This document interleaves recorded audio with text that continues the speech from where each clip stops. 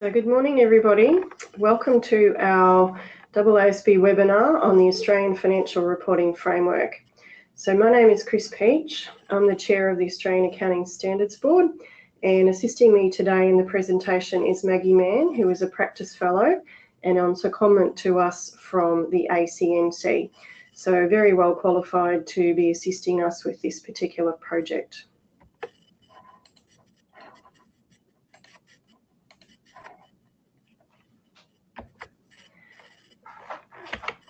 Right, so why are we actually having a conversation today about the Australian Financial Reporting Framework, and in particular talking about charities? Well, I think when you see this slide, this might demonstrate why we think there's a little bit of a problem.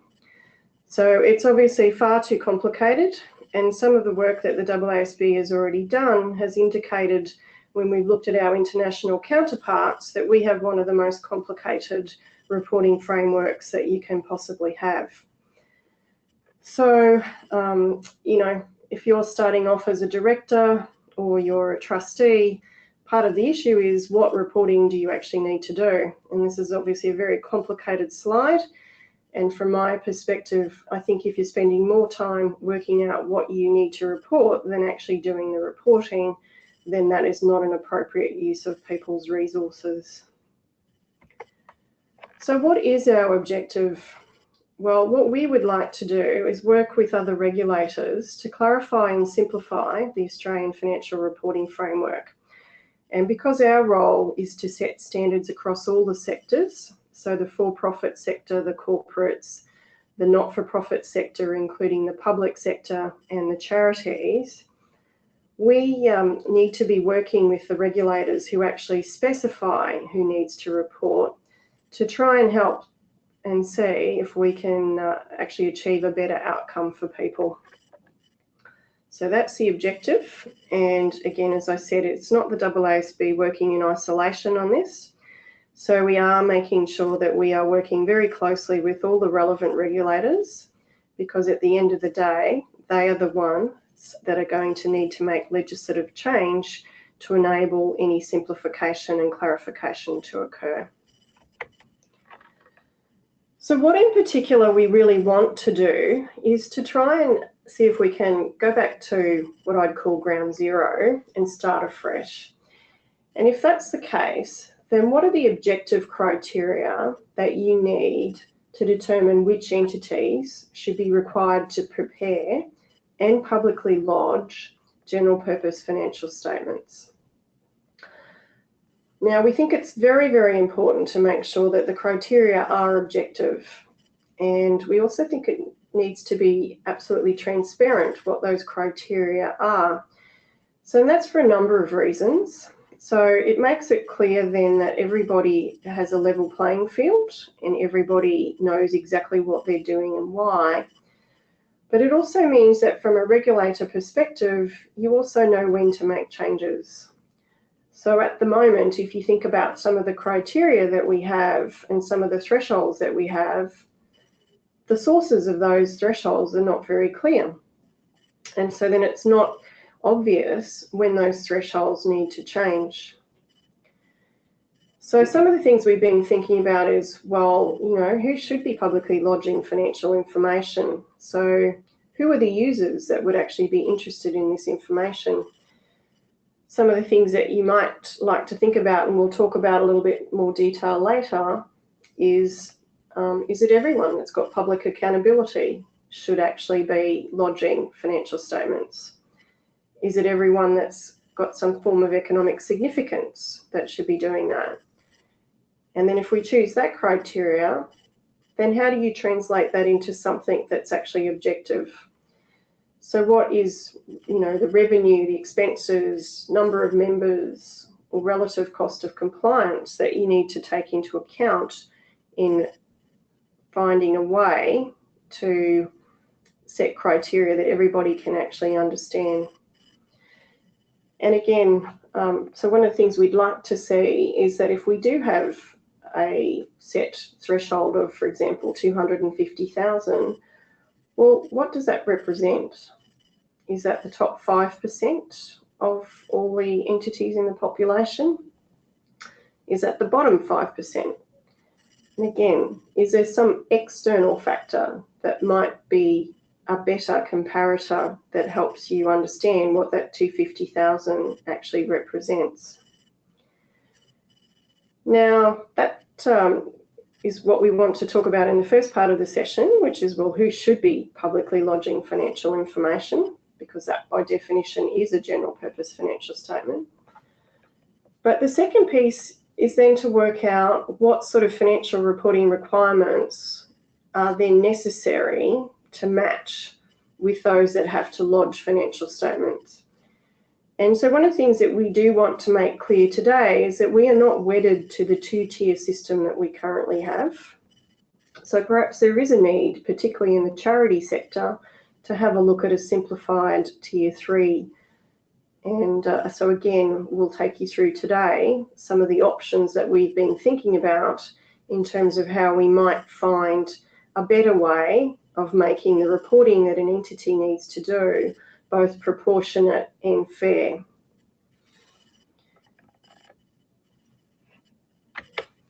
Okay, so what we have done to date is we have issued a number of documents, including a research report and a consultation paper for Charities. And those were both issued in November last year. In terms of the other sectors, we're also going to be doing something with the public sector very shortly, and we expect to have a consultation paper and research paper out in April this year to move that particular project forward as well. So I would urge you, if you haven't had a chance to have a look at those documents, please do, because they do provide a good framework and background as to why we're actually looking at these reporting framework project again. Now, the purpose of today's webinar is to do a couple of things. So the first thing is we really want to generate conversation, and we really want to get feedback on whether or not you're also seeing the same sorts of issues that we've been seeing with the reporting framework. And we particularly want to get your input on ideas about improving the format and content of our financial statements, particularly for charities. And most importantly, and the real driver for pushing this project at the speed we are, is because the ACNC is being subject to a legislative review, which commenced on the 20th of December, and there are written submissions which are due on the 28th of February. So part of today's session is to provide prompts for you about things that you might like to raise with that review. Because as we said, it's not the AASB's remit to decide who needs to actually prepare and lodge financial statements. One of those other regulators who is and does have that remit is, of course, the ACNC. And so this is an absolutely fantastic time to have a say and make a difference. So what the AASB will be doing is we'll be making its own submission to the ACNC, feeding back all of the information that we've received from the outreach we've done to date on these consultation papers, and also from the results of today's webinar. So you might also be interested to know that the ACNC has also indicated and provided a copy of its submission to the review. And a lot of those things we'll be touching on as we go through today, because they are very consistent with some of the views that the AASB has also. Now, one of the things that we did find, because we have had this project on our work program for a number of years now, is that the first time we started to talk to people about how to improve the framework, and we brought a whole lot of people together into a room and said, you know, let's start talking about what the issues are. What we found was that people could agree on what some of the issues were, but were struggling to identify ways in which improvement could be achieved and what a framework would actually look like. So we were very conscious of that when we did the consultation paper, and what we decided we would do is we would provide a number of options for people to have a look at, just to give you some idea of what some alternatives could be. Because it's always much easier when someone's put something in front of you to say, well, yes, that is actually working, or no, sorry, I don't like that, and that's not going to work for these reasons. So that was the purpose of putting these options out. But I did want to stress that we are not wedded at the AASB to any of these options. These were purely there to generate conversation.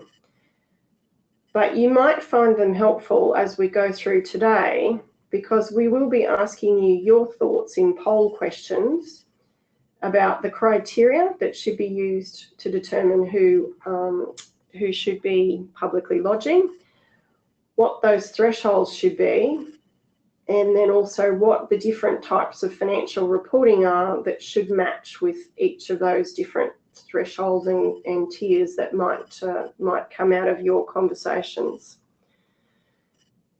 So for example, if you look at the table here, option 1 is just doing a straight translation of what New Zealand's process is. So you can see that they have criteria of expenditure, which is meant to be a proxy for economic significance. All their charities report, but cost benefit differentiates what exactly is reported. They do their split of their thresholds based on expenses, and they have 4 tiers, ranging from cash accounting all the way through to full recognition, measurement and disclosure. Similarly, when you go through the other options, what we've tried to do is identify some different ways of thinking about who should publicly lodge, and coming up with some different types of options about thresholds and the types of financial reporting that might apply.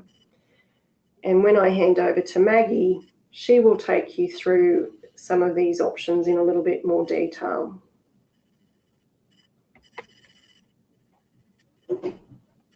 So it's also important to highlight for you that there's another reason why it's really important to have this conversation. So it's not just the financial reporting framework project that's driving this. We also have a new IAS V, International Accounting Standards Board conceptual framework, that is about to come out very shortly, before June this year. Now, the AASB uses the IASB conceptual framework across all 3 sectors at the moment. And so with our current principle of transaction neutrality, that's also our intention that we will be using this new conceptual framework when it's issued.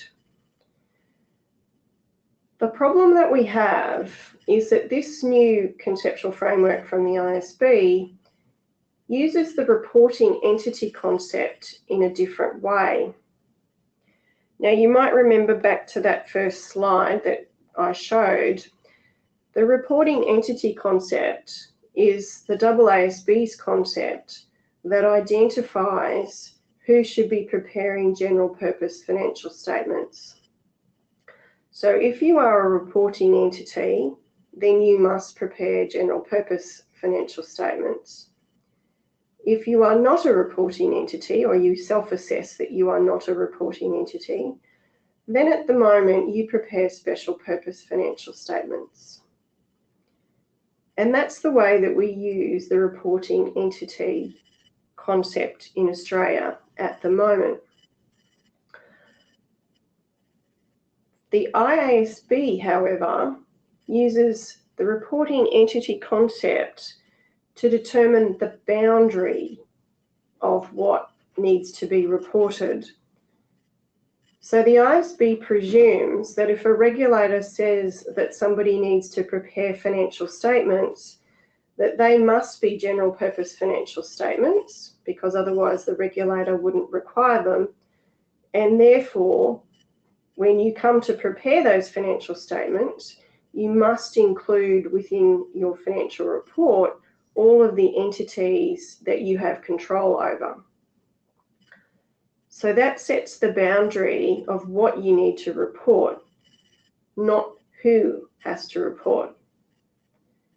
And the IASB has been very clear that it's regulators who have to make that decision about who has to report. So the challenge for the AASB is going to be, well, what will we do in Australia when this new conceptual framework comes out? So what we have decided to do is we will take a staggered approach to implementing the new conceptual framework. In the first stage, all those that have public accountability in the for-profit sector will be able to apply the new conceptual framework.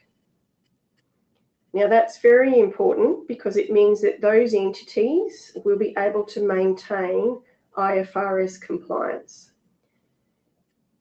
Now you might remember that those entities with public accountability are basically those that are listed, disclosing entities, or hold assets in a fiduciary capacity, such as banks and insurance companies. Now, those entities under our reporting entity concept would already be preparing full general purpose financial statements. So for them, removing the reporting entity concept as we know it isn't going to have any impact. But that means we still need to do something for everybody else. So what we've decided is to keep status quo for the time being. So for all entities that don't have public accountability in the for-profit sector, we are going to keep the current conceptual framework and the current reporting entity concept. What we will do is do a consultation paper that will set out all of the implications of having this staggered approach.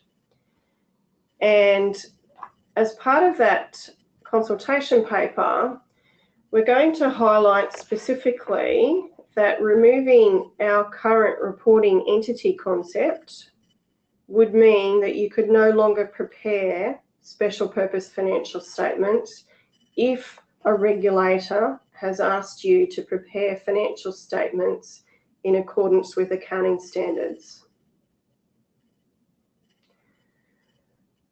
So one of the things that we want to do as part of the consultation process is have a look at what the options are to see what could replace special purpose financial statements. So we think generally what would happen if we can't get legislative change to go back and really rethink who needs to be lodging in the first place, the AASB will have to take some action because we won't be able to have two conceptual frameworks going forever. Now, our preference is clearly that the regulators go back and perform legislative change to really make sure that whoever's reporting needs to be preparing general purpose financial statements. But if that can't happen, then the consultation paper will set out three options that people can think about for a second tier. The first tier remaining that those with public accountability would need to do full recognition, measurement and disclosure, so full GPFS. And the second tier is where we would introduce the three options that people could tell us their views on. So the first is to stay with our reduced disclosure requirements as we know tier 2 today, but improved as per the current exposure draft that the AASB has out. Our second option is to introduce what I would call specified disclosure requirements. So rather than specifying in each particular accounting standard what the minimum disclosures are, what would happen is that we would identify a number of standards that need to be complied with in terms of their disclosure requirements. So this would be what I would almost call special purpose financial statements turbocharged. So it would be taking the existing standards that most special purpose financial statements comply with and adding some extra ones. So for example, adding revenue or adding in related parties. Both of those two options would continue to have full recognition and measurement requirements, as would currently be required by RG 85, the ASIC Regulatory Guide, and as also expected by the ACNC, although not explicitly stated. The third option that we are asking for feedback on is whether people would want the second tier to be IFRS for SMEs, Small Medium Enterprise Standard. And if that was the case, then there would actually be some recognition and measurement differences as well. So as you can see, there's quite a lot of things that are all coming together that means that we need to make some decisions, and that it is likely one way or the other that special purpose financial statements will no longer be appropriate.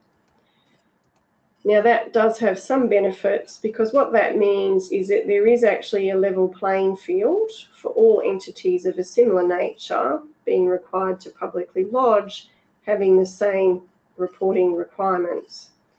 So it's a level playing field, but it also means that it takes away self-assessment, and it should mean that we end up with a simpler framework in the end, and everybody should be crystal clear on what their requirements are as we go forward. Right, so as I mentioned, what we've done to date is we've done 2 research reports in the charity sector, but we've also done 5 outreach sessions, and so we'll be adding today's results to the output of those first outreach sessions. And as we go through, we will also highlight to you what the outcomes have been. So we've had some excellent feedback, and I'm sure you'll hopefully find this a very interesting session today. So there's a couple of other papers that we're still working on, which are also important. So there's a staff paper on comparison of accounting standards for smaller entities. So this paper will actually look at the differences between the IFRS for SMEs standard, the New Zealand Tier 3 standard, for example, and also some things that the UK has. So that will help people have a better understanding of what options the AASB might consider for different tiers in the financial reporting framework. And we'll also be looking at a paper which is considering whether or not, if you prepare consolidated financial statements, you would still need to prepare individual financial statements for entities within that group as well. And both of those papers will cover all 3 sectors. So hopefully you can get a sense of how important the AASB sees this project. And I do encourage you to be involved in all of the different pieces of this project as we go forward. So that's enough from me. I'm now going to hand over to Maggie, who will start to talk to you about specifics about improving the framework. So please pass through your questions. There will be a half-hour session at the end so that you can ask whatever questions you want, and we'll do our best to answer them. Thank you, Kris. That was very comprehensive. So I guess the big question is, how can the framework be improved? Now, in order for us to improve the framework, we need to understand what the current issues are with it.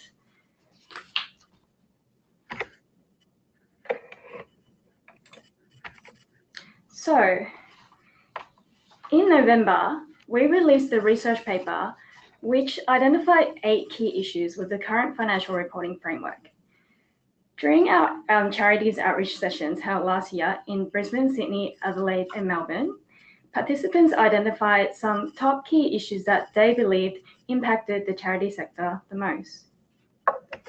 So we've got number 1 as duplication and inconsistency of regulatory requirements, with different regulators adopting different criteria for reporting thresholds and levels of assurance required. Second, regulation is not fit for purpose with only two choices of financial reports available, either full financial statements or reduced disclosures, which may be too onerous for some charities. Third, difficulties of self-assessment. So now, again, it's lacking of clarity requirements to exercise judgment, where underlying principles of what is to be reported and the thresholds is not readily apparent, and that charities have to self-assess what is that they actually need to report. And lastly, user needs are not understood, where the criteria and thresholds for reporting are not aligned with the number of external users of charities' financial reports. So we've actually asked you the same question when you registered for the event today, and the results were very similar, with the top key issues being duplication and inconsistency regulatory requirements. So around 90 participants have selected this. Second, regulation is not fit for purpose. Thirdly, alternative thresholds criteria was top selected.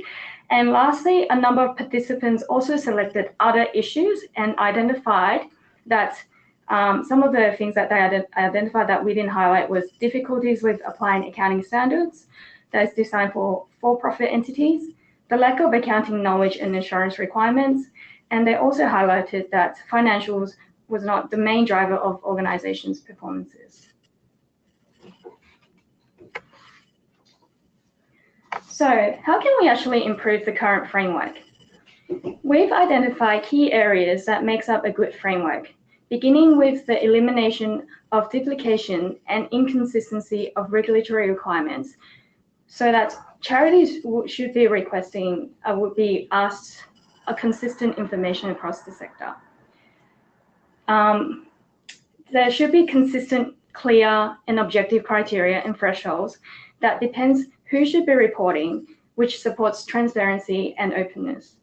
This includes setting reporting and assurance requirements by only requiring charities with an appropriate level of economic significance, public interest, or external users to publicly lodge financial statements. Thirdly, having specified financial reporting requirements for those required to publicly lodge that are clear and objective while balancing user needs with various costs. And when we think about what is required, we're not just restricting to the two current tiers of reporting that we have available. It can be a third tier or even a fourth tier, all of which would be general purpose financial statements as long as it meets the needs of users. And lastly, once the type of financial reports have been determined, the appropriate level of assurance should be matched with the reasons why a charity is reporting. So if the charity was reporting for grants or programs, the appropriate level of assurance should be matched to that type of reporting. This will require the Australian Auditing Standards Board to work with the regulators to specify the appropriate level. Now, we've also drawn this up in a diagram to show how it all fits in to determine who should report and the level of reporting needed. So as previously discussed, for a good framework to exist, regulators first need to specify and agree on objective, clear criteria and thresholds to represent the level of users' interest.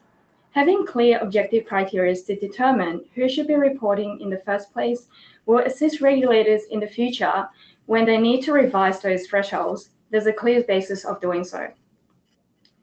Once we are clear on who should be reporting publicly, the AASB can specify the financial reporting, which removes self-assessment issue. That is, only general purpose financial statements should be reported publicly. And this should be matched with the level of users' interest to ensure there is proportionate reporting, as you can see in the third diagram. When we decide why a charity is lodging, we can then match that to the right type of assurance engagements. So we've come to actually looking at deciding which charity should be reporting publicly. Now, We've come up with a number of principles that could be used to underpin who should be reporting, and I'll give a brief overview of each of these principles. Now, we are going to be asking a polling question soon to actually get your thoughts on what you believe are the best principles that should underpin who should be reporting. So keep that in mind whilst I run through the different principles available. So public interest. A charity would have public interest given its economic and social significance and the level of benefits a charity may provide to the beneficiaries. For example, if a charity doesn't receive any government grants, funding, or tax exemptions or benefits, it will unlikely have public interest compared to one that does receive government grants or endorsement as a deductible gift recipient. Public interest can be represented by economic significance, social significance, charities registered with the ACNC or legal structure. These principles can be applied alone or in combination. Now, we'll go through the criteria later, but for example, economic significance could be determined by the level of revenue, expenses, total assets, total liabilities, employee benefits, or number of beneficiaries. Another principle may be public accountability, as defined by the International Financial Reporting Standards. Now, we've selected this term because it's already defined, but it means entities that have debt or equity instruments traded in the public market or hold assets at a fiduciary capacity for a broad group of outsiders as one of its primary businesses, such as a bank or insurance provider. So that might not be an appropriate principle to apply for the not-for-profit sector. Social significance would be the donor's attitude and the personal attachment to a charity. However, the criteria would be particularly hard to determine and measure given different perceptions of social significance. Recipients of government privileges. These can be measured by the benefits that a charity has, such as, again, endorsement of DGL, limited liability, governing funding, or licenses such as fundraising licenses. This is relatively easy to operationalize as there's already data available. We've also put down legal structure as one possible criteria, but only if it is a determinant of public benefits received or different levels of social or economic significance. Otherwise, this would not be a consideration for the purpose of determining public interest. Number of users represents current or potential general purpose users. When we think about why an entity prepares general purpose financial statements, it is usually driven by the number of users. This concept is consistent with the conceptual framework. However, it will be difficult to put a number on what is a sufficient number of users before requiring general purpose financial statements, and would change significantly depending on the charity's activities. And lastly, a possible criteria could be merely that a registered charity with the ACNC would be sufficient to trigger public interest.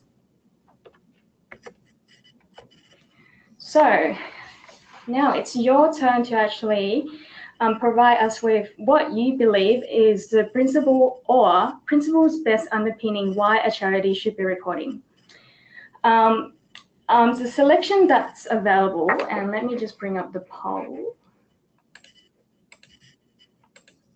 So the selections that are available are 1, public interest and recipient of government grants, 2, public interest and economic significance, 3, public interest and charity, 4, other. So if you do have any other suggestions, please, if you can provide that via the questions field, then we can definitely capture that and provide that as a response as well to our submissions.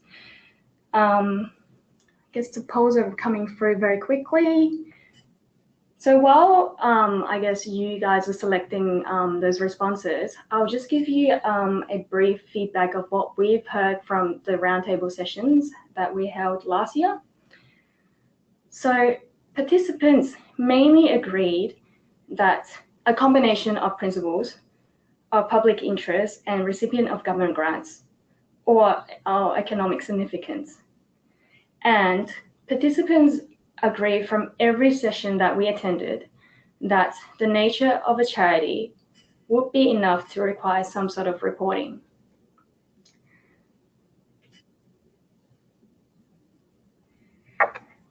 So just giving you everyone another 10 seconds to probably provide response.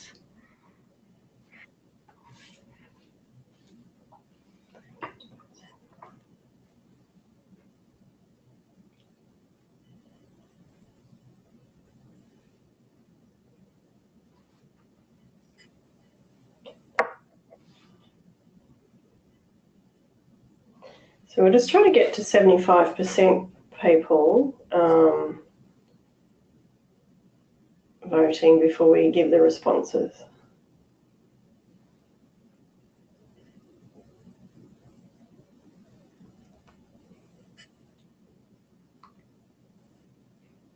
Okay.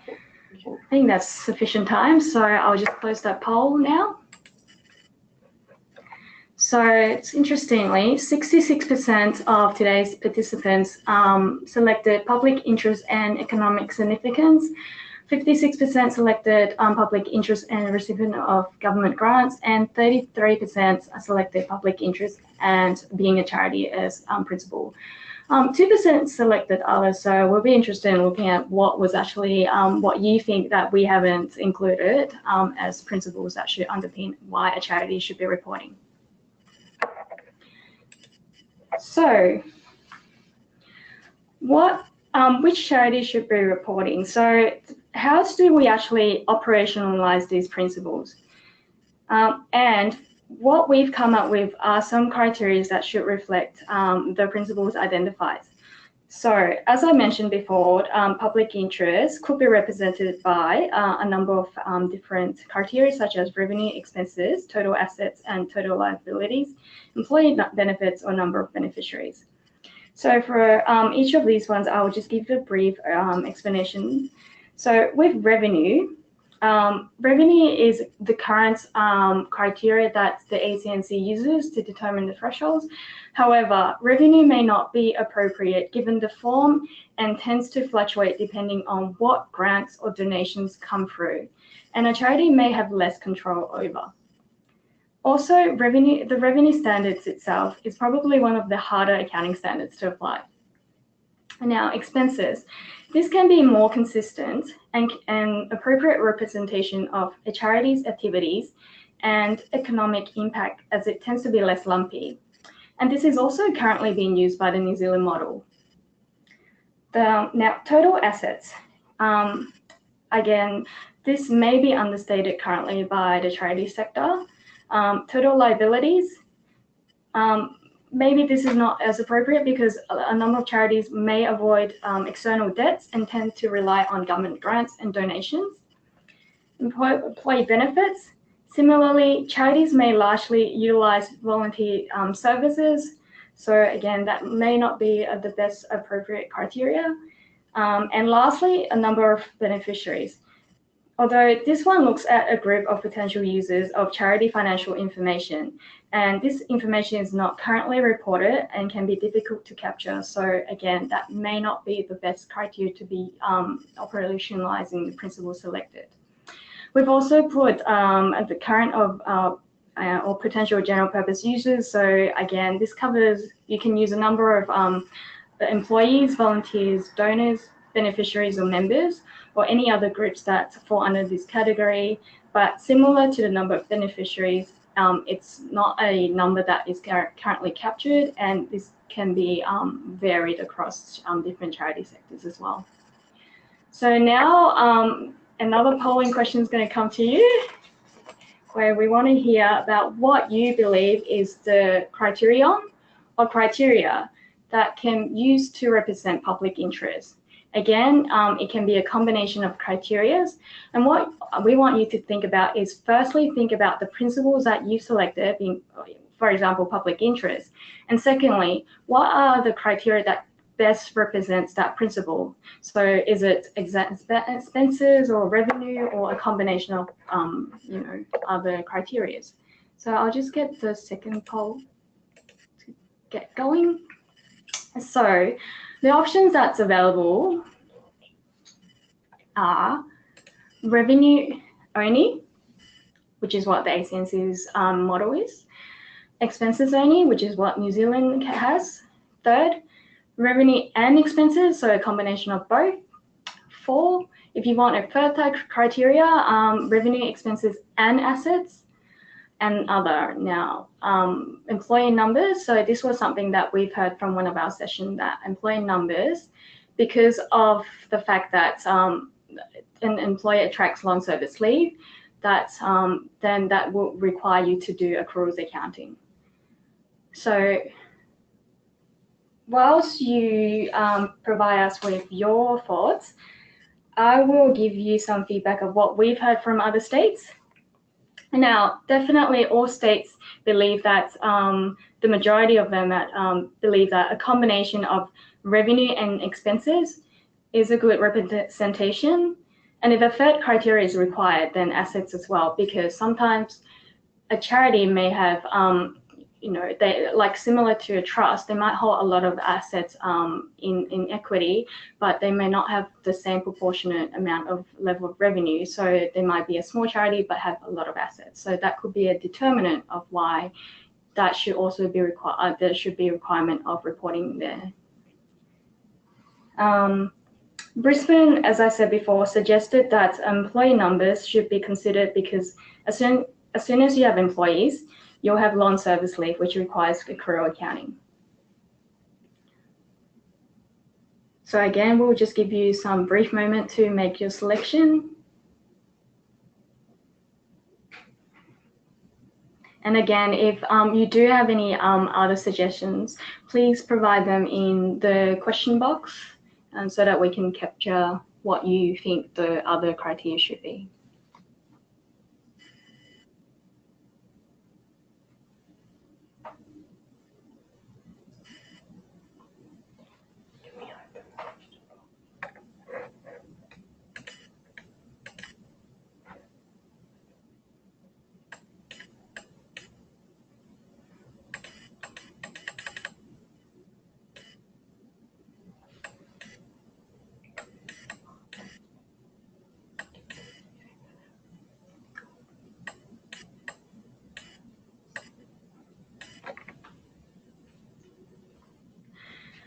All right, so I might wrap up this poll. So now, it seems like 55%, which is the majority, have selected that 3 criteria should be used. So that's revenue, expenses, and assets. Second most popular option is 26% selected revenue and expenses.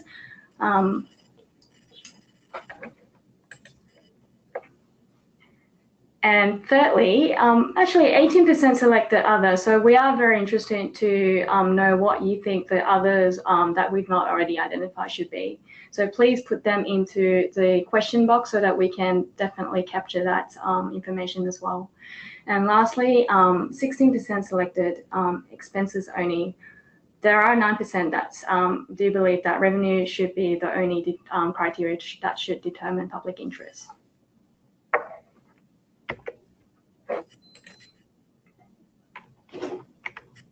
So once we know who should be the who question, then we can come to what charities should be reporting. Now, there's 4 options of tiers of general purpose financial statements to apply to 4 tiers of reporting. The first tier could be a cash-based reporting, which also requires service performance reporting. And this is already available for charities in New Zealand. The second tier would be a simplified recognition and measurement and disclosure. Now, as Kris mentioned before, the AASB is currently preparing a staff paper which will be looking at the modified accrual accounting standards for small entities available internationally. The paper will look at the IFRS for SMEs, small and medium enterprises, standards for small and micro entities in the UK, and Tier 3 reporting requirements for public benefit entities in New Zealand. The third and fourth tier will be what is already available in the accounting standards, that is general purpose financial statements, reduced disclosure requirements, and full general purpose financial statements. And remember, there will be no requirement for self-assessment, as these reports will all be general purpose financial statements, and the level of reporting will be based on the appropriate level of public interest. So also just with the sort of the second tier, or the full recognition and measurement, but just reduced disclosure, that can be what I was mentioning before, specified disclosures as well. So when we say reduced disclosure here, it doesn't actually have to mean the current tier 2 that we have, because we are open to having something else. I think the key point is it's still full recognition and measurement, but it is some form of reduced disclosure.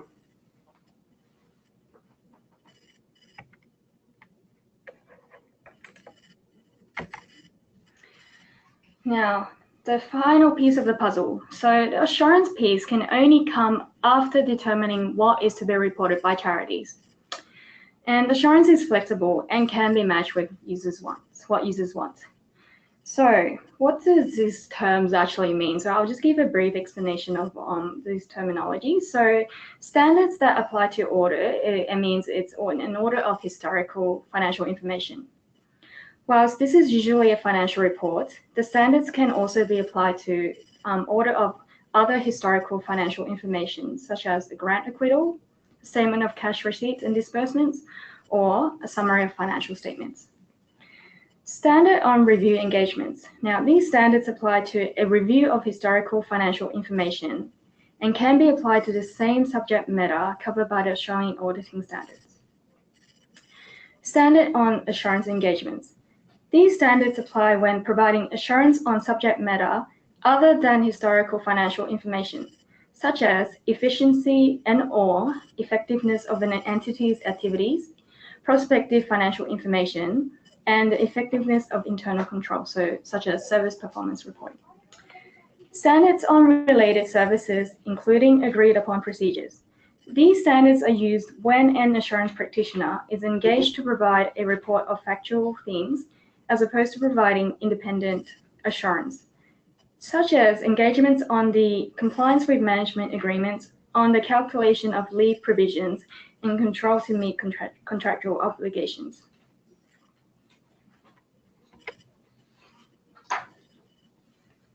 So now, with the discussion paper, we utilized the 2015 annual information statement data that was available at the time. But since then, the 2016 AIS data has been made available. So we just wanted to provide everyone with kind of like a segregation of the population based on the different columns, such as revenue, grants, donations, and bequests received, government grants and donations, so to actually stratify the population so you can determine what percentage and what the revenue, the thresholds, not just revenue, the threshold that applies to that percentage of population. Now, if we were to take the same segregation that's, I guess, what was applied for the 2015 data, where 75% of charities were generally small, 20% were generally medium, and 5% that were generally large. The threshold using 2016 data would push small charities to be 440,000. As you can see, that 75% of the revenue column, around 440,000 would be 75% of that population. Medium sized charities will fall in 440,000 of revenue to up to 7.6 million, and the top 5% will be anything above 7.6 million.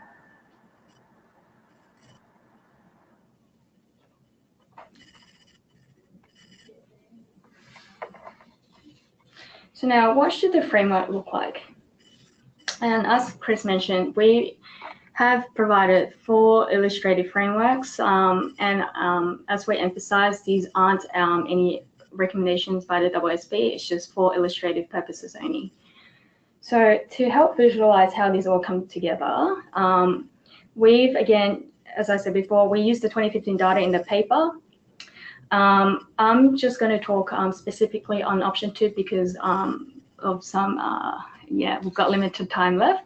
So option 2 shows the outcome where the population of charities splitting statistically based on expenses. So the approach is 75% of the population reports cash flow statements. The next 20% reporting full recognition measurement, but reduced disclosure requirements. And finally, the top 5% report a full recognition measurement and disclosure.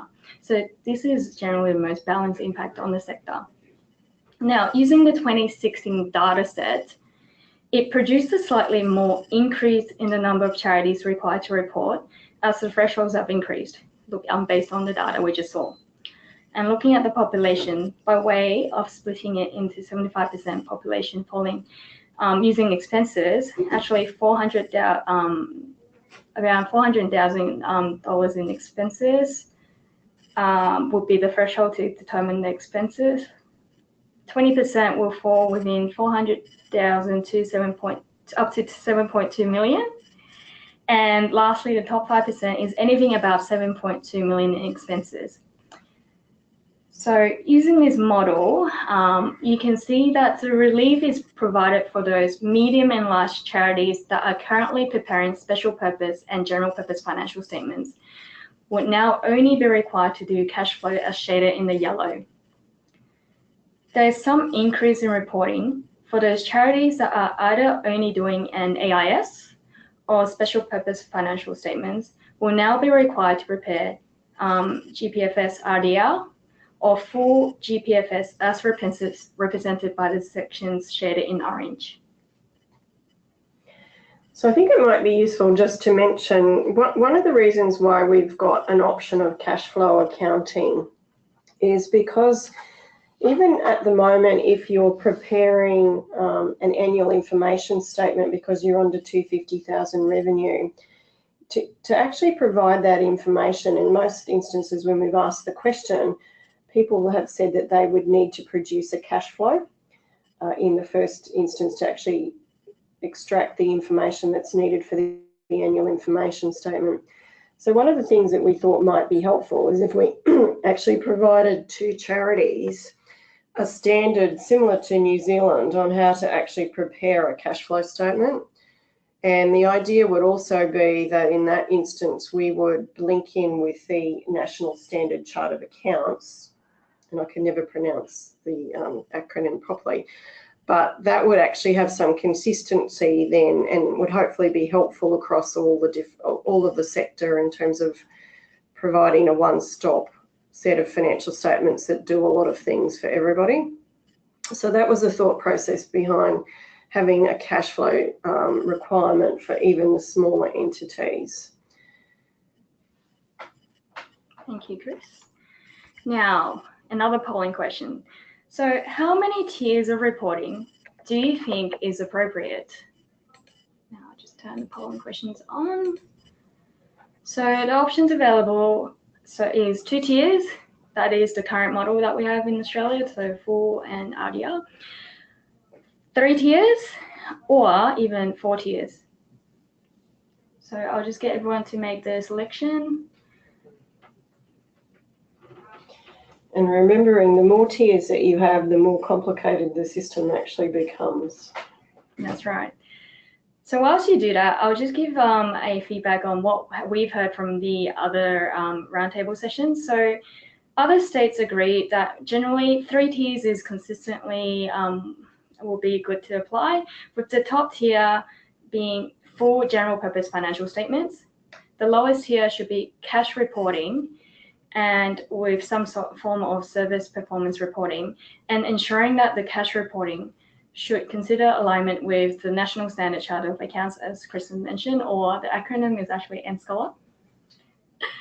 However, it was the middle tier that had the differing views from states agreeing that a simplified recognition measurement model should be in the middle, while some actually think that the current or the reduced disclosure requirement should be the middle tier. So we'll be interested in what you believe should be the most appropriate level of tiers.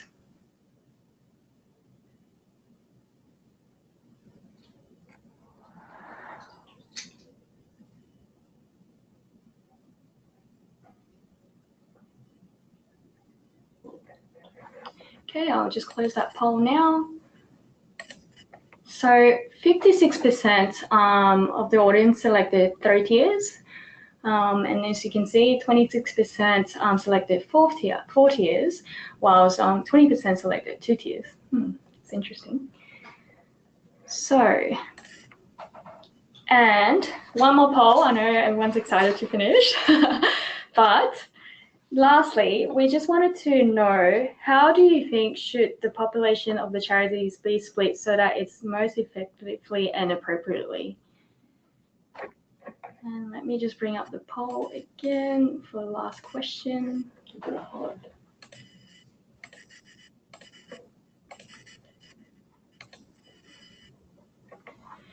Now, the options available is 75% should be small, 20% should be medium, and top 5% should be large.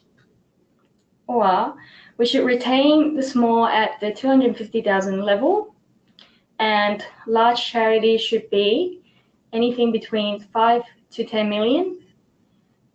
Number 3 option, retain small at 250,000, with the top 3% being large. 4th option is lowering the 250,000 revenue threshold that's currently ACNC has to be allowed to be small, or any other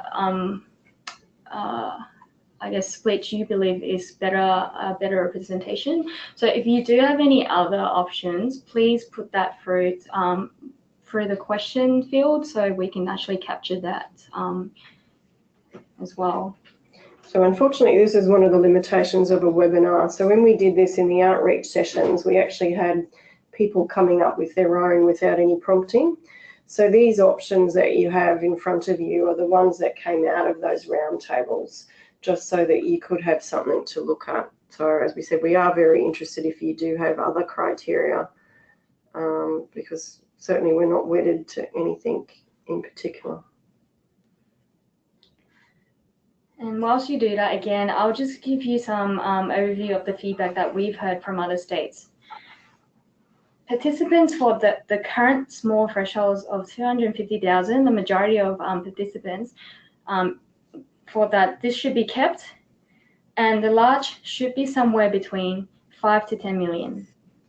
Some for the illustrative framework option number 2 of the 75% should be small, 25% medium, and large should be top 5%, was a good option.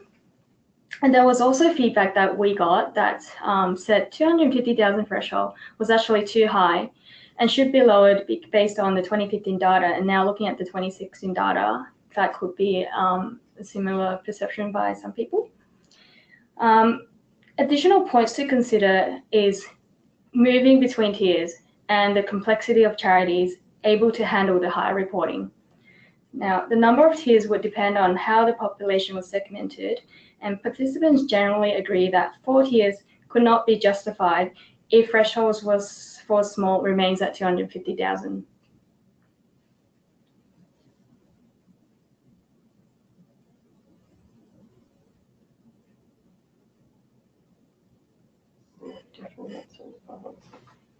So I'll just, some people are still very active in responding. Yes, no, we want to get at least 75% of you responding to this one, and we appreciate that this takes a little bit more thought and really is a summary of all of the things that we've been talking about today.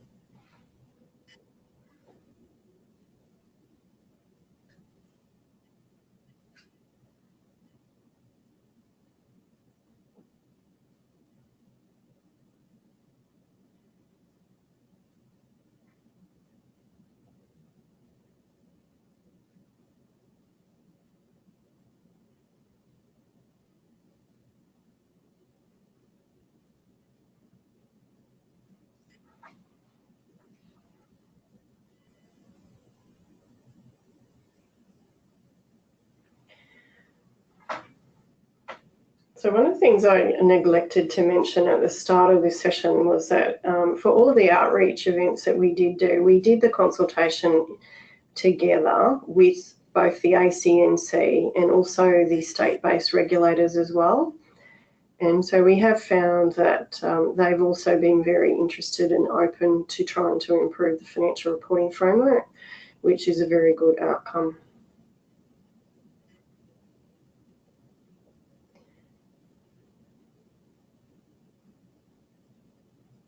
We're nearly there, we're at 71%.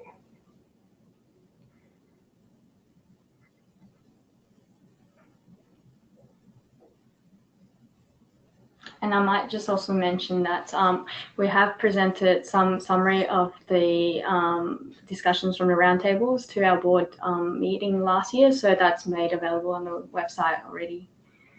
So we might just close off the polls because we were very close to 75%. So now here's the results, as you can see. So 34% actually selected that the first option is the best option for that most effectively splits the charities proportionately. 31% selected the third option, whilst 19% selected the second one, which is small, being 250,000, and large to be the top 5%. 16% selected to lower the 250,000 threshold for small charities, whilst 9% selected other. And I guess, as I said before, please provide us with your comments on what you think the others split should be. And for those who preferred 4 tiers, we'd also be interested in how you would split the 4 tiers as well. So that would be great feedback. So now I'll hand it back to Kris to discuss some recommendations to the ACNC legislative review.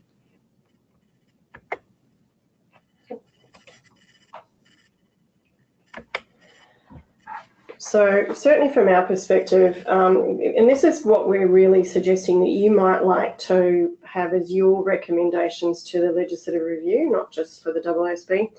And I'd also note that for most of these, the ACNC has already supported these. So I think there's clearly a need for clear criteria and objective thresholds to make sure that people really understand why those criteria and thresholds have been chosen, and then when they need to be changed. We'd also recommend that the thresholds themselves should be in the regulations rather than the legislation, because again, that gives the regulator more options to make changes when necessary. We'd also certainly strongly recommend that movement between any threshold should be assessed on a basis of 2 years rather than the 1 year that currently exists. So in other words, you need to meet the criteria for 2 years before you actually get pushed into a higher tier. So whilst there is an option for the ACNC to give relief, that's something that has to be applied for. And we do think, unfortunately, as New Zealand again is ahead of us, that their example in this instance is much more effective.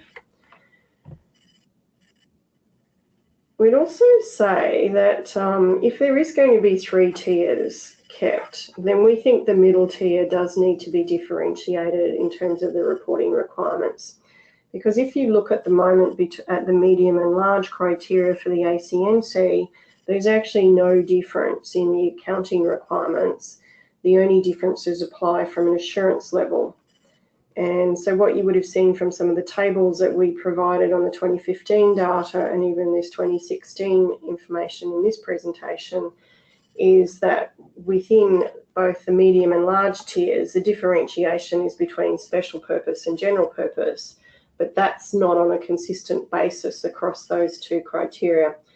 So that's really what we're trying to get at here, is that if you do have 3 tiers, then let's make that middle tier actually have a different financial reporting requirement. And that was consistent with, I think, what the information that you were providing to us throughout the polls.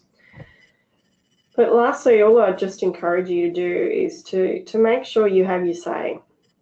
So legislative reviews don't come around very often. This one is once every 5 years. And certainly, if we don't take this opportunity, we are not going to improve the financial reporting framework. So if nothing else, our understanding is that you can just have simple bullet points. It doesn't need to be a complicated submission. It just needs to get your point of view across. And the more that we can generate that type of conversation, the more chance there is for change. And you will note that the ACNC did have as one of its recommendations that itself and the AASB should continue to work together on how to actually improve this financial reporting framework.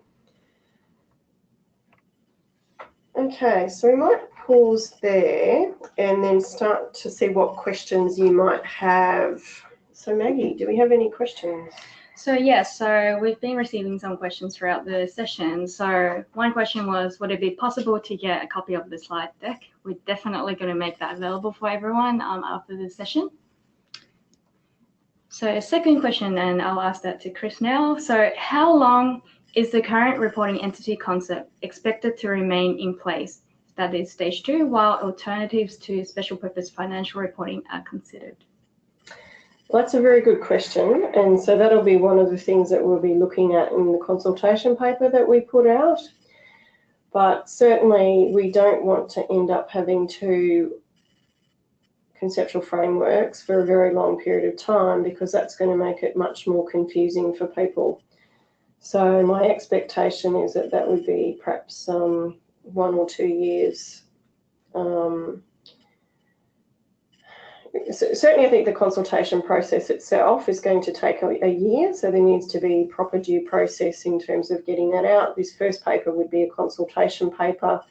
We still have to go through all of the financial reporting framework consultation on the public sector and the for-profit sector as well, because, as we said, all of these things are inextricably linked.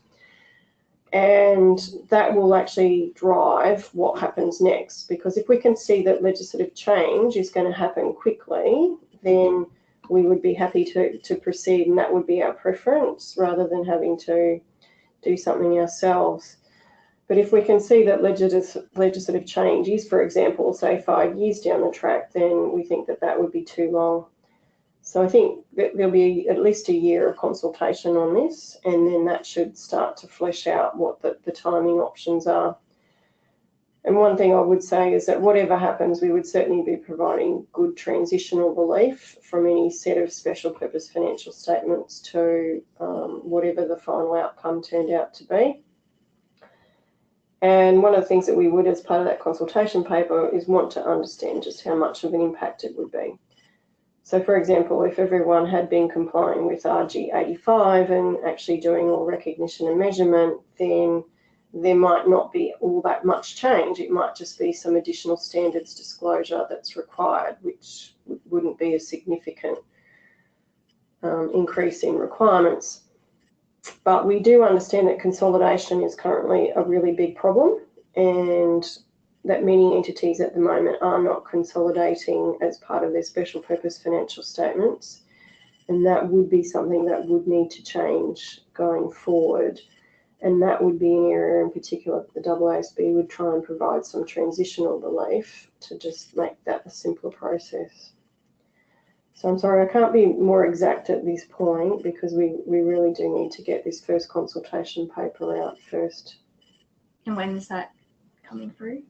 So there will be a draft going to the next board meeting, which is actually next week on Wednesday the 14th.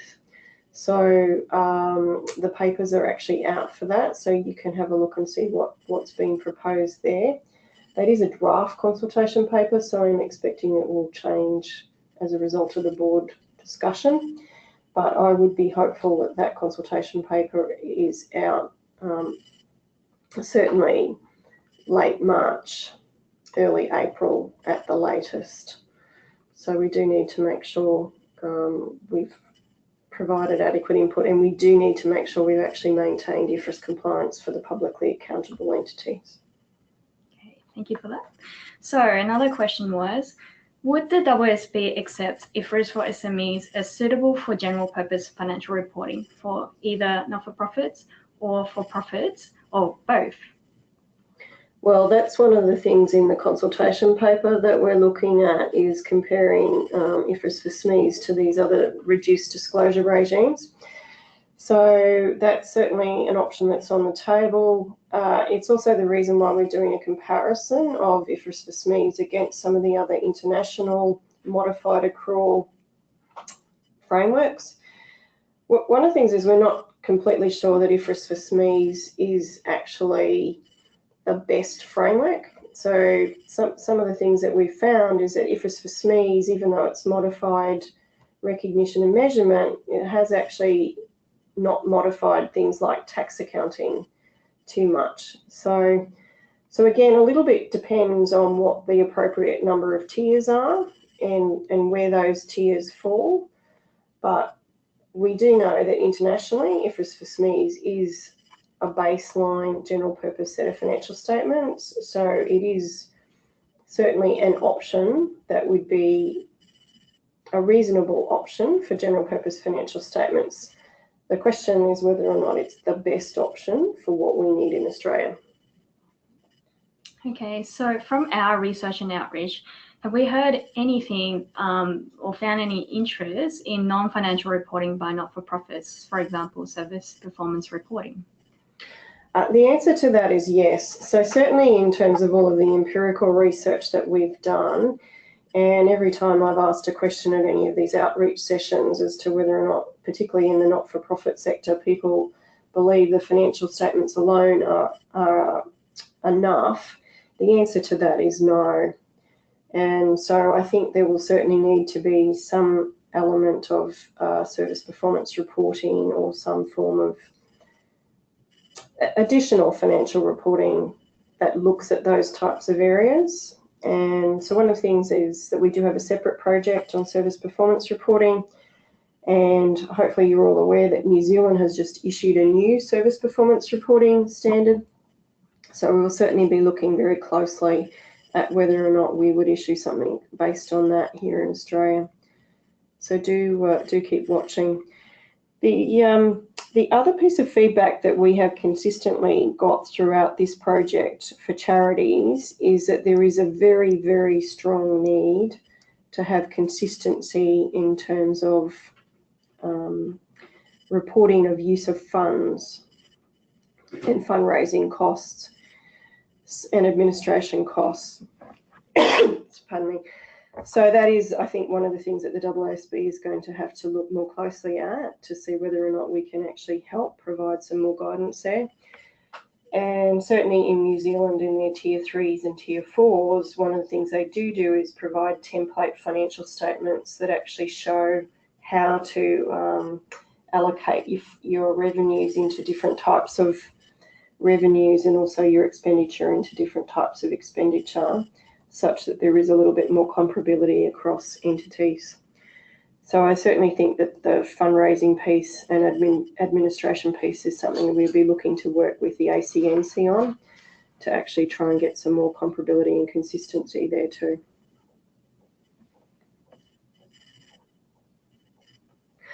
Yeah, that's the question. Okay.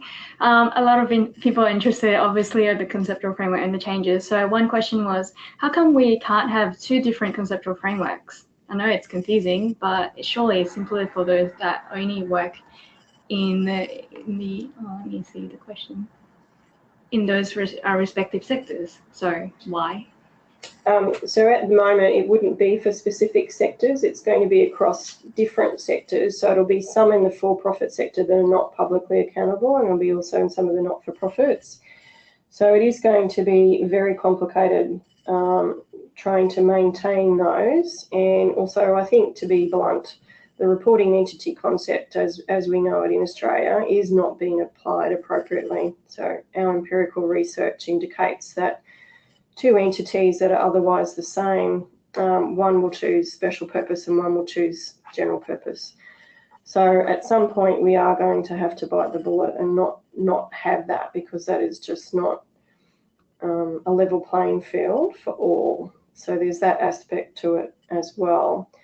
But secondly, you know, one of the things that we heard when we did our IFRS review about 18 months ago is that people are broadly happy at the moment having this concept of transaction neutrality, which is basically each sector if the economics are the same, then you do the same thing. And one of the keys to that is because it means that transfer between the three sectors in terms of accountants and directors and consultants it's much easier. So, for example, we've heard anecdotally from some people in New Zealand, from the accounting profession, that having the 4 tiers and having the 3 different frameworks that they have has actually made it very difficult because people are starting to be pigeonholed into only one sector or another. So there's a whole lot of strategic things that need to be considered.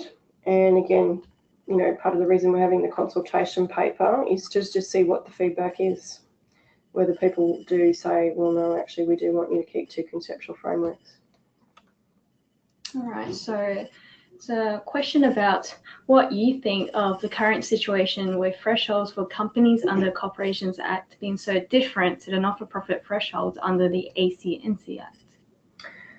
Yeah, so we would come back to, again, but part of the reason that we want objective criteria is that nobody understands where those small, large thresholds in the Corporations Act actually came from. Nobody understands where the $250,000 revenue for the ACNC Act actually came from. So we can track that back to the companies limited by guarantee under the Corporations Act, which seem to be about 25% of the population. But again, it's not clear. So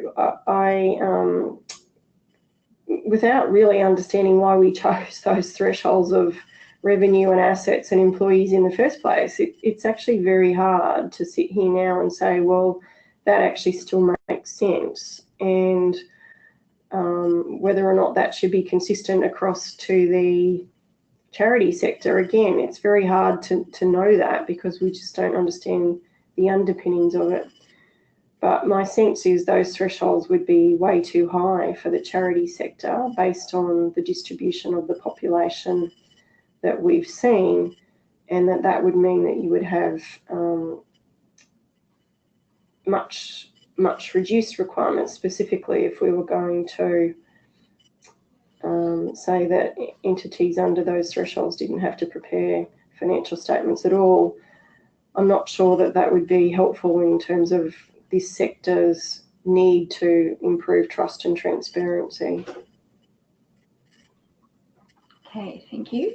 So obviously we definitely would like to receive any further comments and views of the topics about the webinar or any of the discussion papers that we have. So definitely if people want to provide that feedback, we will then include that into towards our submission to the ACNC legislative review. There is a link that was provided. I guess it's in, let me just go to relevant slide. So there is that email address standard at aasb.gov.au. If you want to provide any feedback through that, our business services team will directly send those information to myself, who is the project manager for the framework project. So definitely please contact us if you want to make any, comments and views on any of the topics. And I think the important point to note is that what we've been talking about at the moment is we've done a consultation paper in the charity sector. Even in connection with the conceptual framework, that's a consultation paper. So there will be further outreach and exposure drafts coming, looking at more specific proposals in the future. So none of this is a quick fix, and it all certainly needs to make sure that everyone's aware of what's happening and why. And again, we'd strongly encourage you to be talking with any industry groups that you're part of, any sector groups that you're part of, any other charities that you or other types of entities that you have regular contact with. Please just make sure that you're talking to them about this, and so that they're also aware and starting to understand some of the things that we're looking at. So how much of the charity population actually ends up responding to the consultation paper or being consulted directly? It's a good question. So we haven't finished the consultation process yet, so we're not quite sure. I mean, obviously we try and provide as much opportunity for feedback and comment as we possibly can. But inevitably, it's not a huge percentage. We do find this sector is really difficult to get huge amounts of input, largely because there really isn't the industry associations that we can go to. So if you think about the for-profit sector, they have the G100 and they have AICD, which provides feedback that represents a large percentage of the population. So effectively, that's why we're really encouraging you. We do the best we can, but we appreciate that we're not, we certainly don't have all the contacts that we need to have, and that's why we would like you to help us out as much as possible by putting us in contact with others that you think we should be talking to. Now, I think we've only just got one more question. So, have members of the Australian Council for International Development contributed to your previously held roundtable discussions? I don't think so. So whoever sent that comment in, if you have any contacts at that body that you think we should be talking to, that would be fabulous.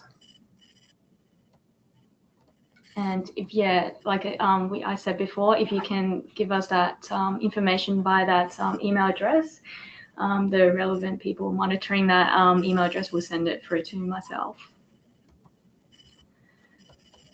So there doesn't seem to be any other questions. So if anyone wants to provide, give us any more questions, we are happy to respond.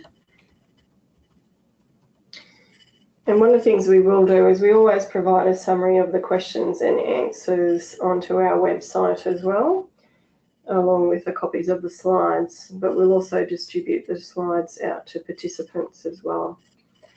And as Maggie mentioned, we will provide the feedback from the polls and any other responses that come through to the board as well, whether that be this board meeting or the next one. If there are responses that come in after our cut-off date for the board this time, that will still be reported. Anyone who goes to the effort of providing us with a written submission, we do make sure that we actually provide that to the board. Okay, I think covered. So anything else? Yes, there's just one question that came through. So will reporting framework extend to other not-for-profits, not charities? Yes, so as we mentioned, we've been talking to each of the regulators in the different states as well to try and think about what comes next. But it's just that if we sort of waited to do all of the not-for-profit private sector together, we would not have been able to get anything out in time to help with the ACNC review. So that's really why that first focus was on charities. But we will come back and have another look at the rest of the not-for-profit private sector entities as well. And I think that's really it with the questions. Okay, then we're pretty much on time. So just a couple of last comments. So we do have, as we said, staff papers and research reports that are available for you to look at. We do also have hot topics on our website where if there's an issue that we think is of interest, we do try and bring together material from different sources. So that's not necessarily just AASB material. So sometimes, for example, if you look at the income for not-for-profits hot topic, we've actually brought together things from a number of different accounting firms that have actually been helpful. Same thing with the superannuation hot topic as well. Would encourage you, if you are interested in knowing what the board's doing, we do a very quick podcast after each meeting, and that's available on YouTube. And lastly, we absolutely encourage you to be involved. So we can't set good standards unless we have feedback. So one of the things I keep saying to people is that we don't need to necessarily have written feedback. We are very happy for you to just call us. We're happy for you to follow us on LinkedIn and Twitter. Staff do like having Twitter comments because it's much easier to summarise when there's only 140 characters or 280 these days. But so one of the things we are trying to be better at in this outreach thing is to have different types of events, but also to keep you posted by having project summaries on the website so you know where key projects are actually at. But I would strongly encourage you, if you're not already signed up to our weekly newsletter, that's really our key means of trying to keep you informed on what we're doing that needs your input, or where we think we can help you by providing you with more information. So just again, those are all the specific contact details. And we'll also be doing a short survey after this to get your feedback on how the webinar went, because again, we're trying to make sure that these are as informative and as helpful to you as they possibly can be. So on that basis, thank you very much, Maggie, and thank you very much for your attendance, and we'll look forward to your continued involvement in this project. Thank you. Thank you.